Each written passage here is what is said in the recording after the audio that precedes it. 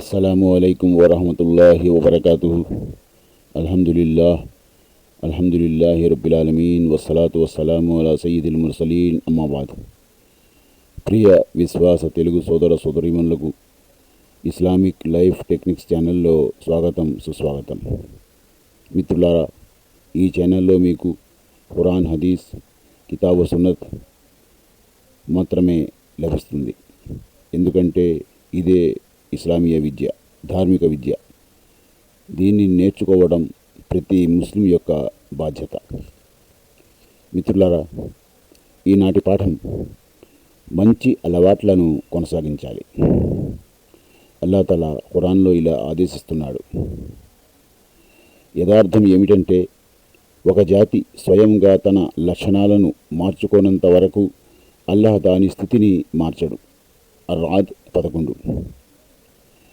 మరో చోట ఇలా ఆదేశిస్తున్నాడు. స్వయముగా తాను శ్రమతో నూలు వడికి తరువాత తానే దానిని ముక్కలు ముక్కలుగా చేసిన స్త్రీ స్థితిలాగా మీ పరిస్థితి కాకూడదు. అన్-నహల్ 92. మరో చోట ఇలా ఆదేశిస్తున్నాడు. పూర్వం గ్రంథం ఇవ్వబడిన ప్రజల మాదిరిగా విశ్వాసులు మారిపోకూడదు. ఒక సుదీర్ఘ కాలం వారిపై గడిచింది. అప్పుడు వారి హృదయాలు కఠినమయ్యాయి. అల్-హదీద్ 16. మరో చోట అల్లాహ్ తఆలా ఇలా ఆదేశిస్తున్నాడు. వారు దానిని పాటించే విషయంలో న్యాయం చేకూర్చలేకపోయారు. అల్-హదీద్ 27. దీని వివరణ ఏమిటంటే, అల్లాహ్ మానవులకు రాజ్యం, అధికారం, సిరి సంపదలు, గౌరవ మర్యాదలు లాంటి అనుగ్రహాలు ప్రసాదించి పరీక్షిస్తాడు. అందుకు వారు కృతజ్ఞతలు తెలుపుకుంటే వారికి మరిన్ని అనుగ్రహాలు ప్రసాదిస్తాడు. అదే కృతజ్ఞత వైఖరికి పాల్పడితే ఇచ్చిన వరాలను కూడా లాక్కుంటాడు. ఇది మొదటి సూక్తికి భావం. రెండవ సూక్తిలో మంచి మార్గాన్ని వదిలి చెడు మార్గాన్ని అవలంబించటాన్ని ఎంతో శ్రమతో నూలు వడికి తర్వాత స్వయముగా దాన్ని ముక్కలు ముక్కలుగా చేసే ఉదాహరణతో పోల్చి చెప్పటం జరిగింది. మూడో సూక్తిలో ప్రత్యేకముగా విశ్వాసులను గ్రంథబహుళ పోకడలకు దూరముగా ఉండమని హితబోధ చేయటం జరిగింది. గ్రంథబహులంటే యూదులు, క్రైస్తవులు, దైవ గ్రంథం అవతరింపజేయబడినవారు. వీరు ముందు దైవాదేశాలను పాటించారు. కానీ కొంతకాలం తర్వాత ప్రాపంచిక సుఖాలకు దాసులైపోయి దైవాదేశాలను నిర్లక్ష్యం చేశారు. ఫలితముగా వారి హృదయాలు కఠినమైపోయాయి. వారిలో చాలామంది అవిధేయులయ్యారు. నాలుగవ సూక్తిలో కూడా వీరి గురించే చెప్పబడింది. వీరు ధర్మంలో లేని వేదాంత మార్గాన్ని స్వయంగా సృష్టించుకున్నారు. తర్వాత దాన్ని పాటించనూ లేకపోయారు.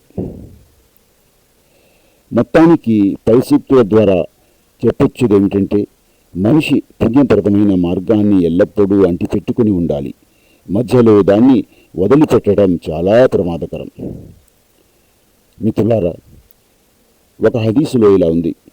అబ్దుల్లా బిన్ అమ్ర్ బిన్ ఆస్ రజియల్లాహు అన్హు కథనం ప్రకారం, ఒకసారి దైవ ప్రవక్త సల్లల్లాహు అలైహి వసల్లం నన్ను సంబోధిస్తూ, ఓ అబ్దుల్లా, ఫలానా వాణిలా అయిపోకూడదు.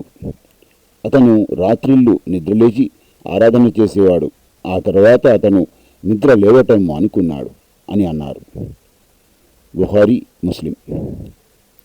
సహీ బుఖారీలోని తహజ్జుద్ ప్రకరణం, సహీ ముస్లింలోని ఉపవాసాల ప్రకరణం. అంటే ఇందులో ఉన్న ముఖ్యాంశాలు: మనిషి ఏదైనా మంచి పని చేయటం ప్రారంభిస్తే దాన్ని అలాగే కొనసాగిస్తూ ఉండాలి. మధ్యలో ఆ పనిని మానుకోకూడదు. మంచి పనిని మధ్యలోనే విరమించుకునే మనిషి తనకు తెలియకుండానే చెడు వైపుకు మృగ్గే ప్రమాదం ఉంది.